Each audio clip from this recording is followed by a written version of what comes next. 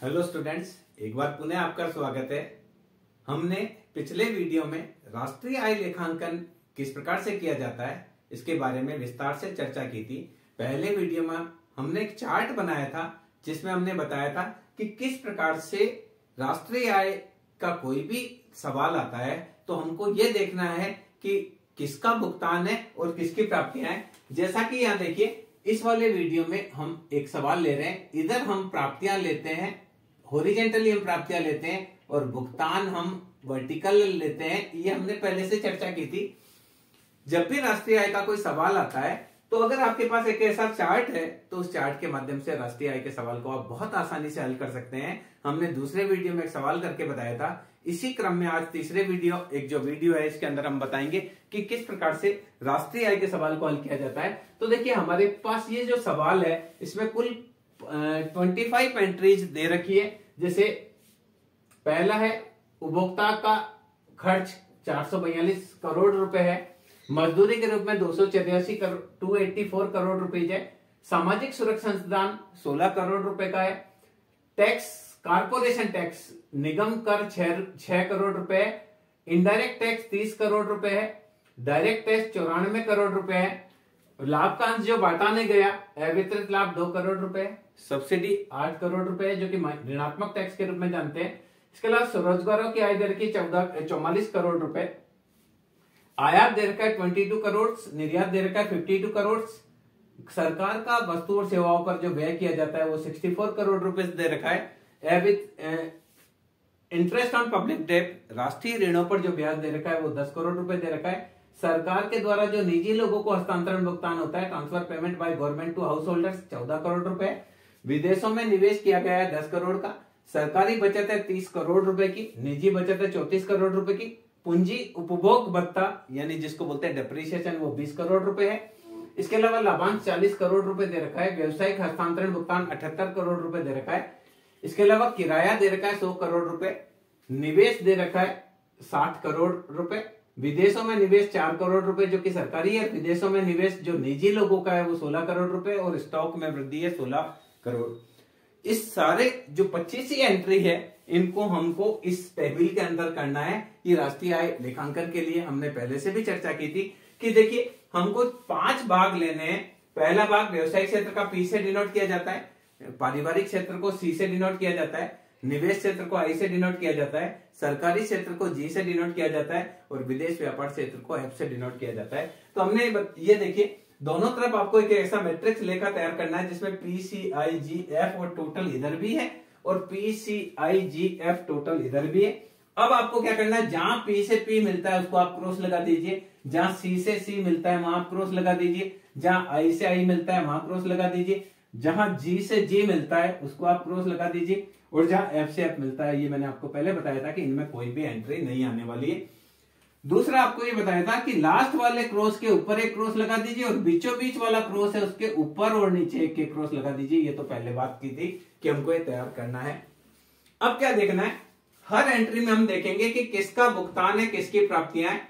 जैसे कंज्यूमर्स के द्वारा हमारे द्वारा वस्तु और सेवाओं पर व्यय किया गया 442 करोड़, तो हमारा तो खर्चा है, मिलेगा किसको, व्यवसायिक क्षेत्र को। हम कोई भी वस्तु और सेवा खरीदेंगे तो व्यवसायिक क्षेत्र को उसका भुगतान होगा, तो 442 ये यहाँ आएगा, पहली एंट्री हो गई हमारी। इसके बाद देखिए मजदूरी का भुगतान व्यवसायिक क्षेत्र के द्वारा किया जाता है और मिलता परिवार को है, तो इनका भुगतान हमारी प्राप्तियां, तो ये 284 करोड़ रुपीज का दूसरी एंट्री होगी। सामाजिक सुरक्षा अनुदान व्यवसायिक क्षेत्र को भुगतान किया जाता, व्यवसायिक क्षेत्रों के द्वारा भुगतान किया जाता है और सामाजिक सुरक्षा अनुदान जैसे श्रमिकों की चिकित्सा पर कोई खर्चा किया जाता है, श्रमिकों की बीमा पर कोई खर्चा किया जाता है, तो ये सारा सामाजिक सुरक्षा अनुदान मिलता परिवार को है, तो ये हम इसमें लेंगे सोशल सिक्योरिटी कंट्रीब्यूशन 16। 3 एंट्री हमने कर दी। कारपोरेशन टैक्स निगम कर, निगम क्या होते हैं, व्यवसायिक क्षेत्र वालों को ही निगम कहते हैं। निगम कर व्यवसायिक क्षेत्र का भुगतान है, मिलेगा सरकार को, तो हमने ये निगम कर लिख दिया इसमें सरकार को 6 रुपीज का। इनडायरेक्ट टैक्स के रूप में आपका GST हो सकता है, आपका वेट हो सकता है, आपका आयात कर हो सकता है, या बिक्री कर हो सकता है, जो भी कर जो कि अप्रत्यक्ष कर है उसको इनडायरेक्ट टैक्स कहते हैं। तो इनडायरेक्ट टैक्स जो होता है उसका भुगतान सरकार के द्वारा व्यवसायिक क्षेत्र के द्वारा किया जाता है और मिलता सरकार को है। तो व्यवसायिक क्षेत्र का भुगतान है और सरकार की प्राप्तियां indirect tax 30 crore rupees. Direct tax जो हमारी संपत्ति पर लगता है, हमारी आय पर लगता है, वो डायरेक्ट टैक्स उपभोक्ताओं के द्वारा चुकाया जाता है और किसको मिलेगा, वो भी सरकार को मिलेगा। तो डायरेक्ट टैक्स 94 करोड़ रुपीज ये हमारा भुगतान है, सरकार की प्राप्तियां है। लाभ का अंश जो बांटा नहीं गया वो निवेश खाते में पड़ा रहेगा। तो लाभ का अंश जो बांटा नहीं गया तो इसको बैंक में जमा करा दिया जाएगा। तो लाभ का अंश जो बांटा नहीं गया 2 करोड़ रुपए ये अवितरित लाभ है। सब्सिडी के लिए बोला था कि ऋणात्मक कर होता है, ऋणात्मक कर सब्सिडी ये सरकार देती है, तो ऋणात्मक कर है तो हमने इसको माइनस में लिखा सब्सिडी को। स्वरोजगारों की आय, जैसा कि बताया स्वरोजगारों की आय परिवार के अंदर आती है, तो ये 44 रुपीज व्यवसायिक क्षेत्र का भुगतान है, परिवार की आय है। आयात 22 करोड़ रुपए का आयात हम करेंगे तो हमको उसका भुगतान करना पड़ेगा। तो व्यवसायिक क्षेत्र का भुगतान है, विदेश वालों की प्राप्तियां है। आयात का 22 करोड़ रुपए का आयात किया गया, तो विदेश व्यापार वालों की तो आय है और हमारा भुगतान है। निर्यात व्यवसायिक क्षेत्र को मिलेगा और फॉरेन सेक्टर का भुगतान है, इनका भुगतान है। ये निर्यात का पैसा किसको मिलेगा, व्यवसायिक क्षेत्र को मिलेगा। क्योंकि मान लीजिए व्यवसायिक क्षेत्र के द्वारा किसी ने कपड़े का निर्यात किया, किसी ने कोई भी चीज का निर्यात किया, तो व्यवसायिक क्षेत्र को इससे प्राप्ति होगी। यानी निर्यात से हमको व्यवसायिक क्षेत्र को आय होगी और आयात से व्यवसायिक क्षेत्र का खर्चा है, तो खर्चा इधर लिखा गया है, इनकम इधर लिखी गई है। इसके बाद अगली एंट्री देखिए, सरकार वस्तु और सेवाओं पर सरकार 64 करोड़ रुपए व्यय करती है। सरकार का खर्चा है, वस्तु और सेवाओं पर खर्च करती है 64 करोड़ रुपए। तो ये प्राप्तियां होगी व्यवसायिक क्षेत्र की प्राप्तियां और सरकार का खर्चा। सरकार के द्वारा राष्ट्रीय ऋणों पर ब्याज दिया जाता है 10 करोड़ रुपए।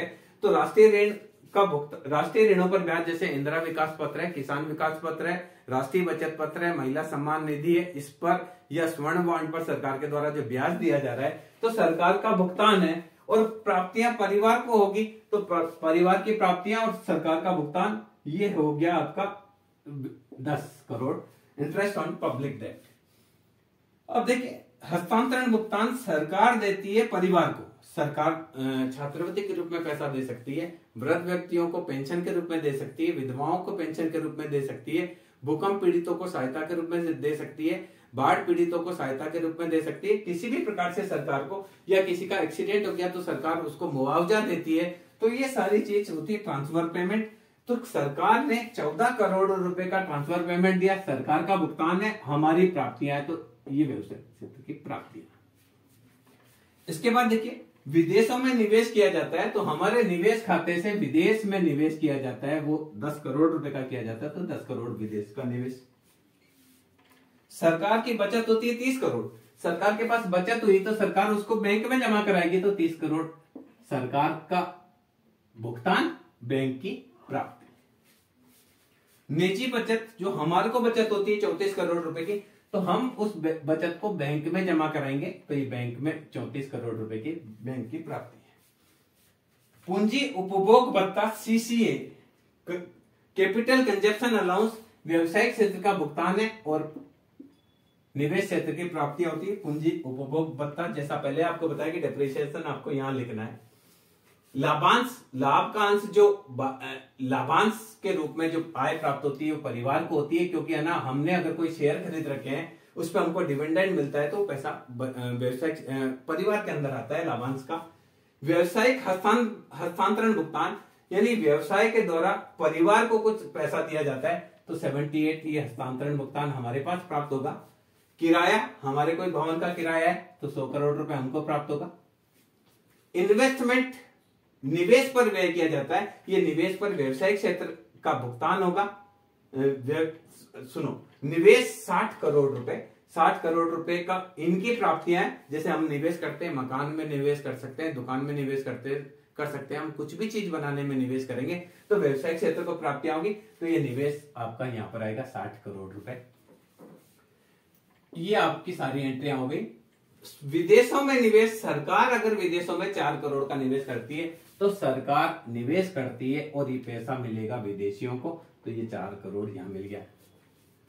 विदेशों में हम लोग निवेश करते हैं तो हमारा पैसा विदेश में जाएगा निवेश करने के लिए। हमारे बच्चे को डॉक्टर बनाने के लिए हम विदेश में भेज रहे हैं, इंजीनियर बनाने के लिए भेज रहे हैं, एमबीए करने के लिए भेज रहे हैं, या हम विदेश में अपना कोई प्लॉट खरीद रहे हैं या कोई मकान खरीद रहे हैं, तो विदेशों में निवेश इसके अंदर का आएगा।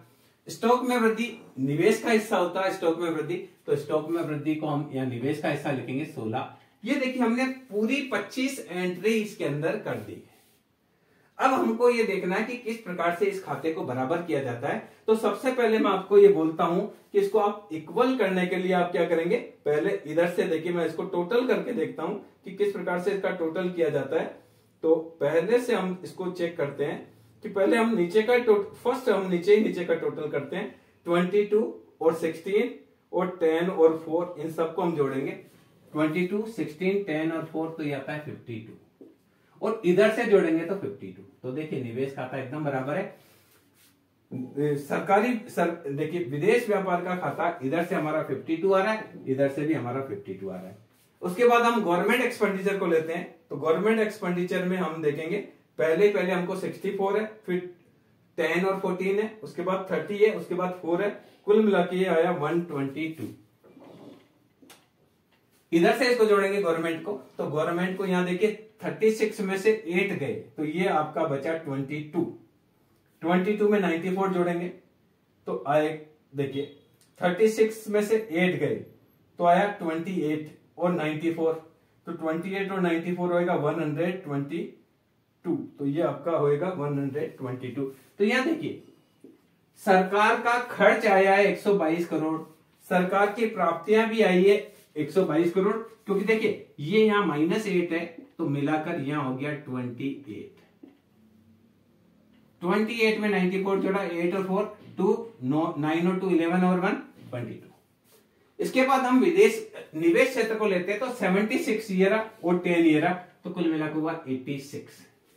इधर से निवेश क्षेत्र में देखते हैं 22 और 34 आया 56 और 30 दैट इज 86। देखिए क्लियर है, निवेश में प्राप्तियां जो है वो 86 करोड़ की है, निवेश में भुगतान भी 86 करोड़ का है। इसके बाद हम आते हैं सी पर। तो सी पर आप देखेंगे कि यहां देखिए पहले हम इसको जोड़ते हैं 284 के बाद में आपका आ गया 16, फिर 100, फिर 40, फिर 44 और 78, इन सबको जोड़ेंगे तो टोटल आया 562। जोड़ने की सरलता के लिए हमने इसको 562 कर दिया। जैसे ये आपका हो गया 22। अब आप देखिए उसमें 24 जोड़ेंगे, 562 में 24 को आप ऐड कर दीजिए, 562 में 24 ऐड करेंगे तो आएगा 586। इधर से इसको जोड़ते हैं 442 प्लस 34, तो देखिए फर्स्ट हम लेंगे 442 प्लस 34, फिर 94 जोड़ा, फिर 16 जोड़ा, इन सबको जोड़ाता है 586। एकदम क्लियर आ रहा है। देखिए ये उपभोग का खर्चा आया 586 और उपभोग की प्राप्तियां भी आई 586। लास्ट हम जोड़ेंगे पी का, पहले हम जोड़ते हैं तो इसको यहां हम 76 जोड़ेंगे तो आएगा 422 प्लस हम इसके अंदर जोड़ते हैं 76 प्लस 64 प्लस 52, यह है 634। और इधर से हम इसको जोड़ते हैं तो देखिए 562 आई, इसमें 22 जोड़ देते हैं तो 562 प्लस 22, फिर इसके अंदर 28 और जोड़ देते हैं, 22 फिर और जोड़ देते हैं तो है 634। तो यहां देखिए आप कुल मिलाकर आप देखिए कि उपभोग व्यवसायिक क्षेत्र का कुल खर्चा है 634 करोड़ रुपीज और व्यवसायिक क्षेत्र की पूरी इनकम है 634 करोड़ रुपीज। उपभोक्ता क्षेत्र का कुल खर्चा है 586, प्राप्तियां और इनका कुल खर्चा 586। इसी प्रकार से निवेश खाते की प्राप्ति 86 है, निवेश खाते का कुल खर्चा 86 है। सरकार की प्राप्तियां 122 करोड़, सरकार का खर्चा भी 122 करोड़। और इसी प्रकार से फॉरेन सेक्टर में निर्यात से हमको 52 करोड़ की इनकम होती है और फॉरेन सेक्टर में कुल हमारा खर्चा भी 52 करोड़ रुपए का होता है।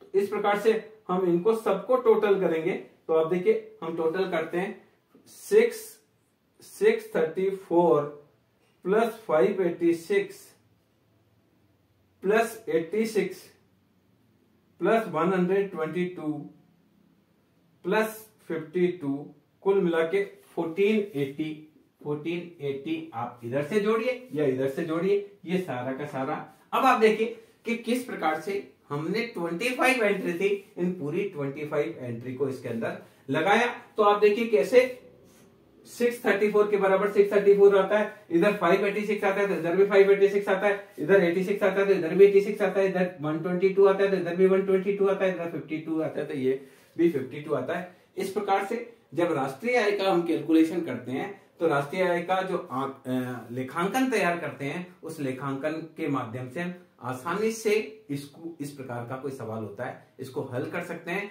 अब जब ये हमें प्राप्त हो गया तो इससे हम जीएनपी भी निकाल सकते हैं, एनएनपी भी निकाल सकते हैं, एनआई भी निकाल सकते हैं, पीआई भी निकाल सकते हैं। ये हम इसको मिटाकर इसका डिस्कस करते हैं। करने के लिए सबसे पहले हम क्या करते हैं, इसको मिटा देते हैं। हमको देखिए जीएनपी चाहिए तो जीएनपी का हम देखेंगे, एंट्री हमारे पास है। पहले हम यहाँ क्या करते हैं, नीचे का हमने मिटा दिया तो हम सब चीज बराबर कर चुके हैं। अब देखिए किस प्रकार से इसमें अदर कैलकुलेशंस आपको करनी है इसके बारे में हम थोड़ी सी चर्चा कर लेते हैं।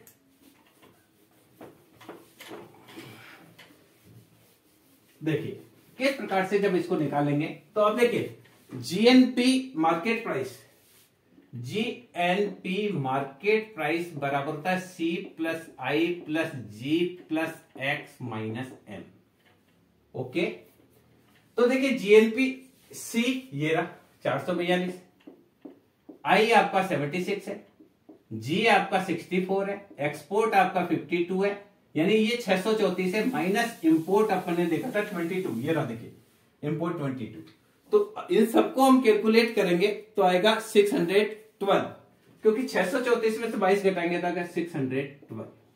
तो देखिए इससे हमने जब ये कैलकुलेशन कर लिया तो इस कैलकुलेशन से आसानी से हम ग्रोस नेशनल प्रोडक्शन की गणना कर सकते हैं मार्केट प्राइस पर। अब अगर इस ग्रोस नेशनल प्रोडक्शन से आपको नेट नेशनल प्रोडक्शन निकालना है तो net national production at market price के लिए हमारा सूत्र होता है gross national production at market price minus depreciation या कैपिटल। तो यहां देखिए net gross national production market price पर है 612 और डेप्रिसिएशन देखिए ये रहा, डेप्रिसिएशन इज 20, तो हम इस 20 को घटा देंगे तो आएगा 592। ये आपका आ गया 592, आपका क्या आ गया net national production at market price. अब net national production at factor cost निकालना है तो net national production market price में से टैक्स इनडायरेक्ट को आप घटाएंगे और सब्सिडी को आप जोड़ेंगे। तो यहां देखिए 592 में से इनडायरेक्ट टैक्स 30 दे रखा था, सब्सिडी आपको 8 दे रखा है, तो कुल मिलाकर आपको 592 में से 30 को घटाना है और 80 को जोड़ना है तो आएगा 570। 592 से 30 को घटाएंगे और हम इसको एक और एंट्री हमको दे रखी थी इनडायरेक्ट टैक्स, ये रहा इनडायरेक्ट टैक्स के बाद में एक मिनट इसका कैलकुलेशन करके हम देखते हैं कि क्या इसके अंदर है।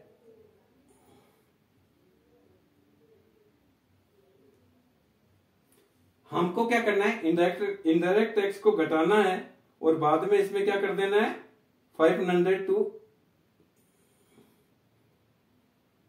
ओके, तो देखिए 592 से 30 घटेगा, 8 जुड़ेगा तो आएगा 570। थोड़ा सा कंफ्यूजन था, ये क्लियर हो गया क्योंकि यहां से ग्रोस 22 घटेगा, क्योंकि देखिए ये माइनस का 22 बचा, 22 से घटा तो आया 570। या net national production at factor cost. अब अगर हम इससे और फर्दर कोई कैलकुलेशन करते हैं तो देखिए नेट नेशनल इनकम बराबर होता है एनएनपी फैक्टर कॉस्ट। तो नेशनल इनकम आपकी जो आई NNP factor cost, NNP factor cost से अगर आपको नेशनल इनकम निकालनी है तो एनएनपी फैक्टर कॉस्ट में से दो चीज घटाते हैं।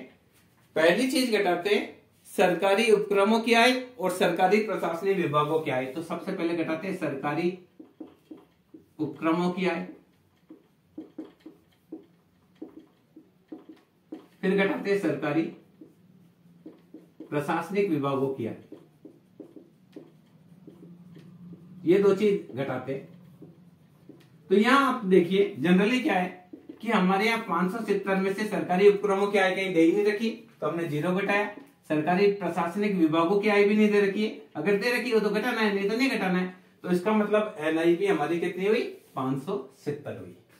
अब एनआई से पीआई निकालना है। पर्सनल इनकम के लिए क्या करते हैं, एनआई में हम जोड़ते हैं transfer payment by government to householders plus transfer payment by rest of world to householders plus interest on public debt minus social security contribution minus undistributed profit minus corporation tax. Personal income निकालने के लिए तीन चीज इसमें जोड़ी जाती है, तीन चीज इसमें घटाई जाती है।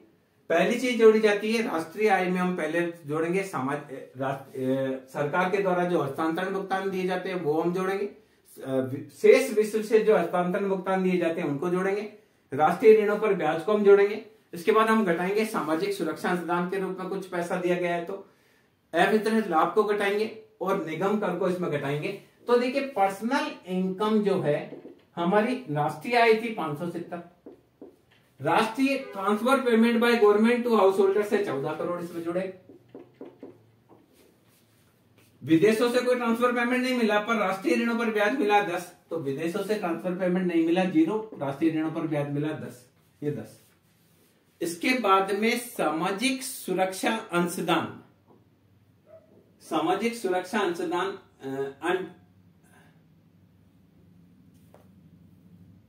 सामाजिक सुरक्षा अंशदान जो है वो आपका इसमें दे रखा, कहीं पे हमने देखा सामाजिक सोशल सिक्योरिटी कंट्रीब्यूशन, ओके, ये हमने 16 घटा दिया। इसके बाद में अनडिस्ट्रीब्यूटेड प्रॉफिट -2 कर दिया और कारपोरेशन टैक्स निगम कर नहीं दे रखा है, निगम कर नहीं दे रखा है तो हमने इसको 0 कर दिया। तो कुल मिला के जो निजी आय आई वो निजी आय आई हमारी 570। देखो निगम कर 6 करोड़ 6 दे रखा है, ये रखिए 6 करोड़। तो ये निगम कर हमने 6 करोड़ दे दिया तो वापिस हमारा आ गया 570 करोड़, क्योंकि 14 देखिए 14 और 10 24 घटा और यही 24 लेस हुआ, 24 ही प्लस हुआ, तो निजी आय हमारी आ गई 570 करोड़। अब सारी के सारी निजी आय को हम खर्च नहीं कर सकते, इस निजी आय में से हमको पहले टैक्स देना पड़ेगा, डायरेक्ट टैक्स, बाकी को हम खर्च कर सकते हैं। तो देखिए डिस्पोजेबल इनकम बराबर personal income minus fees and fines minus tax direct. तो हमारे यहाँ 570 करोड़ है, फीस एंड फाइन्स नहीं दिया हुआ है और डायरेक्ट टैक्स हमको 94 करोड़ कहीं देखा था मैंने, डायरेक्ट टैक्स 94 करोड़ रुपीज दे रखा है। तो 94 करोड़ रुपीज इसमें से घटाएंगे तो हमारी जो खर्च योग्य आय आएगी वो आएगी 476 करोड़। ये डिस्पोजेबल इनकम होती है और ये डिस्पोजेबल इनकम देखिए डिस्पोजेबल इनकम बराबर होता है C+S। तो हमारी ये है 442। सेविंग हमारी है निजी बचत ये 34। आप इसको जोड़िए तो you will get 476 disposable income. ये चेक करने का तरीका है कि आपने जो कुछ किया वो पूरा का पूरा सही किया। हमने उधर से डिस्पोजेबल इनकम निकाली 476 करोड़ और हमारे जो डिस्पोजेबल इनकम हमारी जो इनकम उसको या तो हम खर्च करेंगे या बचा लेंगे। तो हमने खर्च किया 442 करोड़, बचाया 34 करोड़, तो कुल मिलाकर आई 476 करोड़। इसका मतलब जो कुछ भी हमने किया है वो एकदम सही है। तो देखिए इस वीडियो के माध्यम से हमने ये समझा कि किस प्रकार से राष्ट्रीय आय के सवाल को हल किया जाता है। ऐसे ही एक और वीडियो के साथ हम कल फिर हाजिर होंगे आपके साथ एक नए सवाल के साथ, ताकि आप हर चीजों को बहुत अच्छी तरीके से समझ पाएं। मैं समझता हूं ये वीडियो आपके लिए उपयोगी रहेगा। धन्यवाद।